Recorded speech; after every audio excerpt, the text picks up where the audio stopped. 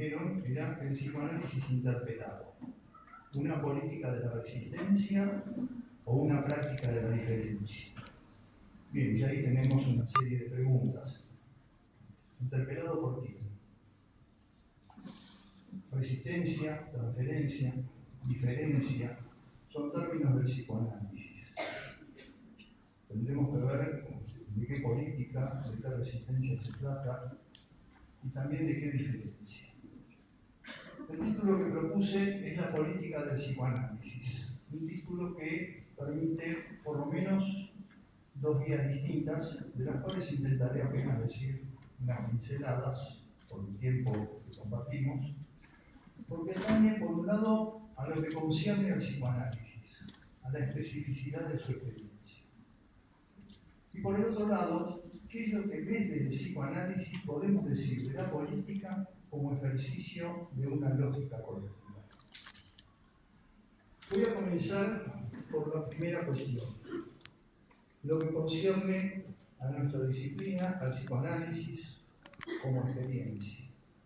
Cuando digo experiencia, estoy diciendo algo distinto de vivencia. La Erfahrung, que es como se dice en alemán experiencia, no es lo mismo que la Erlebnis, la vivencia. La experiencia no es lo que uno vivió, sino lo que uno hace con lo que vivió. Acá lo digo de otro modo, el analista es al menos dos, el que sostiene su experiencia y el que hace sus reflexiones. Bien, tenemos entonces una primera cuestión. Aceptamos ser interpelados, en tanto psicoanalistas, y una pregunta primera sería, ¿cuál es el objeto del psicoanálisis? Si le preguntamos a un físico atómico, nos dirá el átomo, sus distintas combinaciones, las subpartículas que lo constituyen, los efectos que ellas producen, pero claramente va a plantear una física que tiene un objeto que se diferencia totalmente de lo que sería el átomo de los tiempos de Demócrito. Hay una ruptura, hay un corte. Lo mismo si preguntamos cuál es el objeto de la química. Bueno, tendrá que ver con los elementos, la tabla de Mendeleev, las distintas sustancias, las composiciones, pero hay una ruptura con respecto a lo que era la alquimia, la búsqueda del elemento eterno de la juventud o de la piedra filosofal. ¿Cuál es entonces el objeto del psicoanálisis al cual abrió su camino? Primero la reflexión de Freud, luego 100 años ya de historia del psicoanálisis, y relanzado especialmente con los aportes y la enseñanza de Lacan y lo que cada uno de nosotros a su vez ha podido realizar. Primero digo que el objeto del psicoanálisis no es el yo. ¿Por qué lo digo? Porque estamos en el siglo XXI con la proliferación de las múltiples psicoterapias, de todo tipo, gestálticas, sistémicas, transaccionales, conductuales, comportamentalistas, y las variantes más cómicas, al menos para mi humor, la caballoterapia, risoterapia, musicoterapia, mateterapia, ¿por qué no? Pueden inventarlo, lo que les gusta más que a los rosarinos, a mí también me gusta. Bien, digamos que podemos tener una relación cordial con los psicoterapeutas. Si alguien me preguntara, ¿y sirve? Sí, puede servir, pero es de corto alcance. Es decir, podemos tener una relación cordial, pero estamos en veredas totalmente distintas. No tenemos nada para compartir. Son experiencias absolutamente diferentes. Tenemos un otro extremo, y este lamentablemente surge como una clínica sintomática en el mismo psicoanálisis y aún en el que se dice deudor de la enseñanza de Lacan. Aquellos que dicen que el psicoanálisis se consagra al objeto. Me acuerdo de una colega con experiencia que me decía así: el psicoanálisis se dedica a la pulsión y al objeto de la pulsión.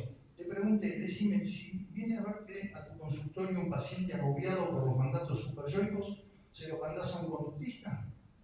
Porque era solo la pulsión. Bueno, el psicoanálisis no tiene por objeto ni al yo, ni al objeto A de la pulsión, que es un elemento importante de la estructura. Y ya digo una tesis esencial. el objeto del psicoanálisis es el sujeto. Recién escuchaba la presentación del libro de mi querido amigo Gerard Pommier y digo que hablar de sujeto elimina la distinción de hombre-mujer, en el sentido de que sujeto quiere decir un sujeto de la palabra. Cuando Lacan escribió su manifiesto del año 53, llamado Primer Discurso de Roma, función y campo de la palabra y el lenguaje en el psicoanálisis, es la función de la palabra del sujeto en el campo del lenguaje del otro. A partir del lenguaje del otro, la ética del psicoanálisis es propiciar que el sujeto tenga su palabra. Por ejemplo, un error que hoy se da en el lacanismo, pero además en otros campos de la cultura, es hablar de que seguir insistiendo en el valor de la palabra es estar en el logocentrismo patriarcal machista. No, señores, se equivocan. Que haya sido utilizada la palabra para sojuzgar a las mujeres no quiere decir que eso es culpa de la palabra. Quiere decir que hoy tenemos que aprender a escuchar a las mujeres y de reconocerles que ellas también tienen derecho al uso de la palabra. Lacan dijo primero sujeto del significante. Es decir, siguiendo el gran descubrimiento de Freud, que era el inconsciente, Lacan habló de la relación de un significante con otro que no consulta al yo del sujeto para hacer sus articulaciones. Es la gran herida narcisística. Después dijo ya no sujeto del significante, sino que dijo sujeto del fantasma, aunque aclaró que para poder entender de qué hablaba, primero había que entender la lógica de ese sujeto del significante. Una lógica a la que consagró toda su vida, una lógica de incompletud. Tuvo que ir para eso a la fundamentación lógica de la mimética de Frege, a las paradojas de Russell, al teorema de Gödel, a la lógica de Cantor, la teoría conjuntivista. Habló luego del sujeto de la pulsión. Hablar de sujeto de la pulsión quiere decir distanciarnos de nuestros queridos amigos de Harvard, a quienes siempre digo que Dios los tenga en Harvard. ¿Qué nos quieren proponer los amigos de Harvard? La neurociencia está muy bien, en esto coincido otra vez con mi amigo Pommier. El problema es el uso ideológico de la neurociencia. Por ejemplo, se investiga que dos moluscos se atraen con más intensidad cuando hay mayor cantidad de dopamina. Hasta ahí, muy bien, ¿qué problema tenemos? Pero de ahí sacan una conclusión que si alguien nace con más dopamina, está mejor preparado para el amor. Yo digo que eso es un amor de moluscos. Hablar entonces de la pulsión quiere decir dejar de lado el concepto de instinto. La hormiguita tiene un instinto, es decir, una fuerza que sabe el objeto que le conviene. Nosotros, por la inyección del lenguaje, somos irremediablemente desorientados. ¿Qué es un ser humano? Un viviente desorientado, que cree que anda por un mundo y bueno, cree eso. Después Lacan habló también del sujeto advertido. ¿Qué es un sujeto advertido? Dice, al final de un análisis, un sujeto advertido. Señores, nosotros en la perspectiva de Freud y de Lacan hablamos de una subversión del sujeto. El psicoanálisis es subversivo. Al que no le guste, está a tiempo de dedicarse a psicoterapias, hay de todo. ¿Qué quiere decir que es subversivo? Que propiciar que se produzca ese efecto sujeto es proponer a alguien que aprenda a interrogar. Que no acepte lo que dice el otro porque está el principio de autoridad. Y vale también, por supuesto, para una mujer, como se planteó recién con la cuestión de lo femenino. Por supuesto. Se trata entonces de un sujeto advertido que no implica unidad de análisis con un didacta sano que se propone en el lugar del ideal. Advertido quiere decir advertido del fardo que carga en su espalda. Saberlo reconocer permite que empuje menos a los demás cuando sube al ómnibus. Y yo digo también que hay un sujeto de la estructura. Lacan inauguró precozmente, en los comienzos de los años 50, lo que va a ser el paradigma que es hoy el horizonte del psicoanálisis. A menos que yo sepa, hasta hoy no lo hemos superado. Que lo fue modificando, extendiendo, profundizando, interrogando. que es el paradigma real, simbólico, imaginario. 3 dimensiones, dijo él, 3 dimensiones propias del deseo. Pues bien, digo que el sujeto del inconsciente, en la medida que hablamos de esa trilogía, es un sujeto de un inconsciente enlazado a lo real del goce y a lo imaginario que nos hace creer que habitamos un mundo. Todo esto implica consecuencias en la dirección de la cura. Dije la política del psicoanálisis. Entonces, como aprendemos de aquellos que teorizaron el arte de la guerra, tendremos que hablar de táctica, de estrategia y de política. La táctica, por eso escribí hace muchos años un libro que fue reeditado, que se llamó Las intervenciones del analista. La táctica quiere decir que el analista no interviene solamente con la clásica interpretación simbólica, también cuando es necesario y la lógica así lo indica, con intervenciones en lo real, con intervenciones en lo imaginario. Cuanto más se conoce la teoría y la estructura, el analista es más libre para elegir cuál es la intervención conveniente. Si hablamos de estrategia, y ahí tenemos el otro elemento clave que nos separa de cualquier psicoterapia, se trata de la transferencia. ¿Y qué quiere decir la transferencia para nosotros en tanto analistas? Que tenemos que estar disponibles para incluirnos en la escena. Es lo que se llama la presencia del analista. Es lo que hace Velázquez en el cuadro de las Meninas. Hay analistas que son incultos, son éticamente irreprochables, pero me viene a ver alguien que se analizó con ese analista 10 años y ¿qué me dice? Mire, vengo a verlo porque mi analista es una persona respetable, le tengo cariño, sé que es muy culto, lo he escuchado, pero mi vida no cambió en nada. Son analistas fóbicos, que no se involucran en la transferencia. Entonces la estrategia implica la presencia del analista, el deseo del analista para dejarse tomar por el discurso del analizante. ¿Y la política? ¿Cuál es la política del psicoanálisis? Es la orientación vectorial de esos 3 registros que por estar habitados por el lenguaje nos convierte en desorientados crónicos.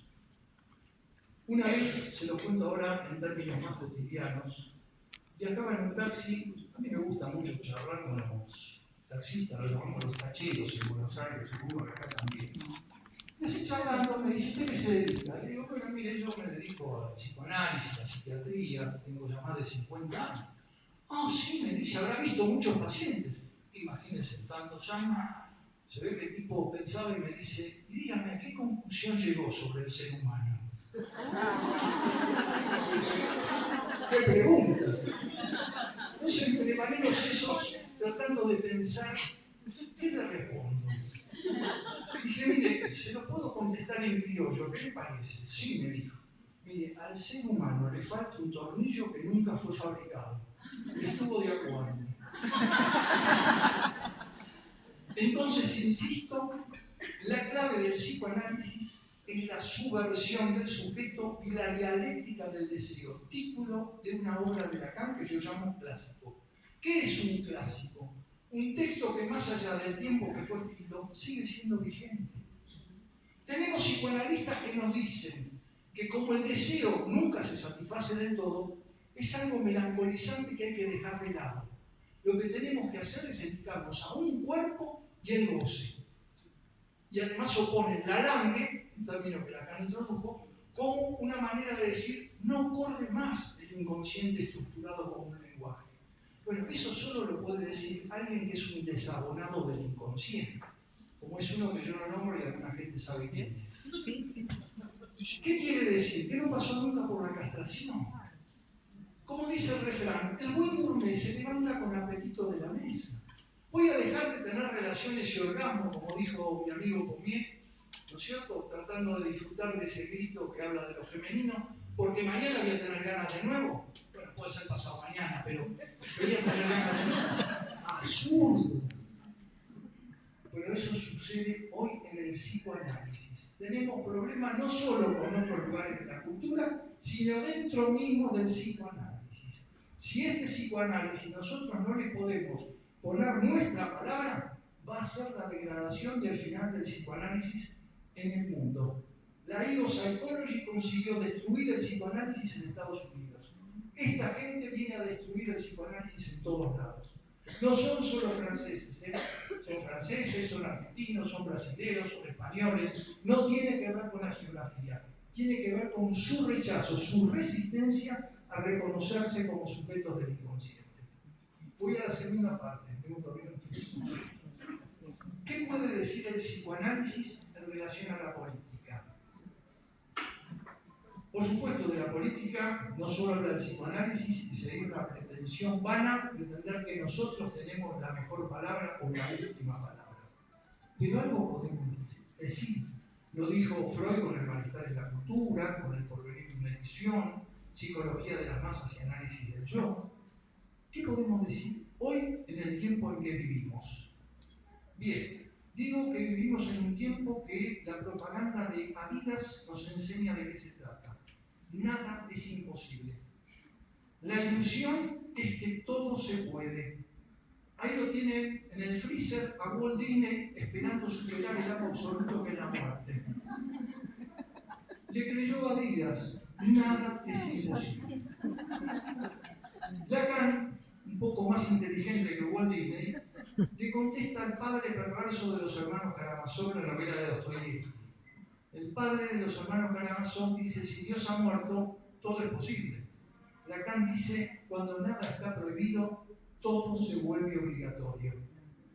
Díganme, ¿qué chico, dejado a su arbitrio a los 7, 8, 9, 10, 11 años frente al televisor, llegada a las 8 o 9 de la noche, solito lo va a pagar diciendo tengo que apagarlo, porque tengo que bañarme, comer temprano, para mañana levantarme en buen horario, para el día de mañana ser un hombre de bien? Lo internamos. En cambio, ¿qué dice cualquiera de esos niños? Y un poquito más, papá, supongamos que su padre le ama a su hijo, no es su padre, se le ve que ama, bueno, un poquito más. A los 10 minutos va, bueno, vamos a apagar el televisor. No, otro poquito más. No hay que apagar el televisor. Pero ¿y por qué hay que apagarlo? Supongamos que el padre, como el padre de Juanito, empiece a argumentar. No sirve de nada. Al final, ¿cómo termina esa conversación? Porque lo digo yo. ¡Ah! ¿Patriarcal? No, señor, no es patriarcal. Es un tiempo lógico. El padre terrible es un tiempo lógico en la constitución del sujeto. A posteriori, será conveniente que ese padre, en algún momento, cuando el chico ya lo pueda entender, le diga, yo no hice la ley, transmití la ley. Un padre tiene la obligación de enviar a sus hijos al colegio, de darle los instrumentos para sostenerse en la vida. Será un tiempo posterior. Entonces, el primer problema que tenemos es que vivimos en un siglo XXI donde nos quieren convencer de que nada es imposible. ¿Y qué es lo que tiene como axioma? Y esto toca el corazón del psicoanálisis. El axioma es que la libertad es la ausencia de ley. No le vamos a pedir a quienes sostienen esta ideología que conozcan lo que ya decía Hegel, el maestro de Marx, y que Marx retoma. Que la libertad es la conciencia de necesidad. La libertad surge cuando uno conoce los resortes de la estructura. Cuando se sitúa lo imposible, entonces surge qué es posible. Esta idea de que la libertad es la ausencia de ley, hoy es dominante en nuestra cultura. Fíjense que cualquier reglamentación es vista como un ataque a la libertad. Hace 30 años atrás no se veía madres que iban con un cuchillo a cuchillar a la maestra porque le había puesto una mala nota a su hijo. Hoy eso no vemos. ¿Cómo le va a poner una mala nota a un chico? La libertad, como ausencia de ley, es dominante en nuestra cultura.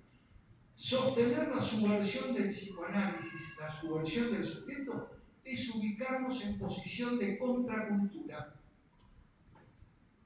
Freud lo hizo en la moral victoriana cuando habló de la sexualidad de los niños. Freud jamás dijo que la homosexualidad era una enfermedad, dijo que era una manera de vivir la sexualidad. Lacan lo retomó en los mismos términos. Bueno, nosotros hoy estamos en posición de contracultura de ese axioma que nos quiere vender que la libertad es la ausencia de ley. Y es inherente, además, a la formación económico-social capitalista que habitamos. Lacan habló del discurso capitalista. No olviden que el avance de las fuerzas productivas permite una producción masiva de objetos que necesita consumidores. No les pido que levanten la mano, pero estoy seguro que muchos y muchas de ustedes no les entra una ropa más en el placar. Es así. Creo que igual me dicen que sí. Es así. A mí también me pasa. Bien, ese consumismo tiene un efecto. ¿Por qué prende? No solo porque está la propaganda de todos los medios, sino además porque viene a llenar un efecto estructural, ante el cual el sujeto no está naturalmente preparado. Que es que por la estructura que estamos constituidos, por la intersección de nuestro cuerpo como el lenguaje, siempre habrá un goce insuficiente. Por ejemplo, una ingenuidad propia de pequeños burgueses. Si asume el poder un millonario, no va a robar. Están equivocados. Si tiene 10 millones, tampoco va a ser feliz y va a creer que con 20 lo va a lograr. Y así va a seguir al infinito. Solo va a dejar de robar cuando lo paguemos nosotros. Entonces tenemos, en el mundo en que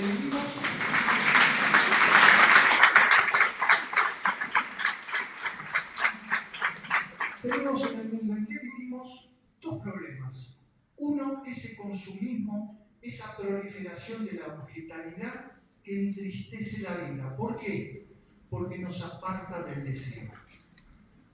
La Organización Mundial de la Salud, dependiente de las Naciones Unidas, pronosticaba para el 2020, pero ya sucede, lo hemos logrado 2 años antes, que la depresión sea la enfermedad más difundida en el planeta. La depresión definida como combinación de fatiga, tristeza y aburrimiento. ¿Qué quiere decir? Ausencia del deseo.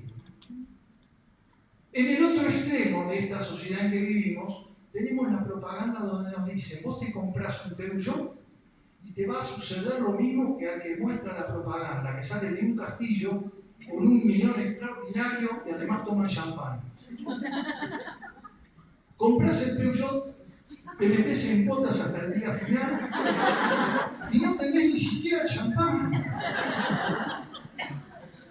Es decir, otra fuente de depresión. Señores, la ética del psicoanálisis sigue siendo la ética del deseo. No de un deseo que significa algo así como la posición del eremita que renuncia al goce. No somos del Opus Dei. Es del deseo enlazado al goce. Y es del goce enlazado al deseo. Entonces, para concluir, digo que en el tiempo en que estamos, y voy a retomar lo que escuché de la presentación del libro de Gerard, por supuesto que nosotros no vamos a considerar que el hombre es superior a la mujer. Porque cuando digo subversión del sujeto, el sujeto puede ser hombre o puede ser mujer. Esto es todo.